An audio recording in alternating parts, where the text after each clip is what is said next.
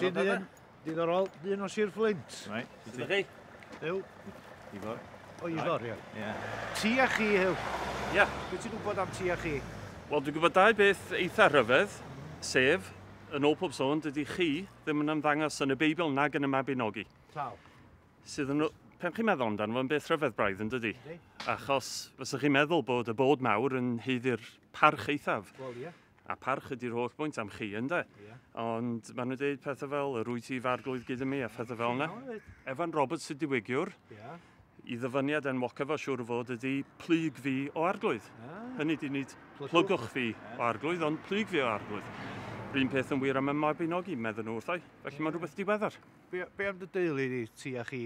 Mae hwn yn dechrau mynd yn gyfleth. Mae fy mrodyr a fy chwaer a fi'na yn galw'n gilydd yn chi. Oherwydd dad, mi oedd dad yn ffarmwr ceidwadol o bentrau mythyddol fan hyn Sir y Flint, a doedd ddim yn cymrydwy o tŷ o gwbl. Oedd o'n awgrymu mai amharchodd o. Heblaw am rhyw reswm dyn ni dal ddim yn deall, heblaw am y cwn a'i gefnder. A oedd o'n ben y cyfeillion efo'i gefnder, felly... Dwi'n falch o gwybod. Ie. Uncle Gwilym, heddwch i lwch. A oedd o'n meddwl y byd Uncle Gwilym tŷ.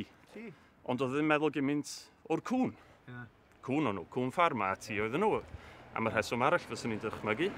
Ond chi, a bod dad wedi mynd, mae'n brodyr a'n chwaer a fi dal yn galw'n gilydd yn chi. Bod ni'n meddwl yn byd o'n gilydd.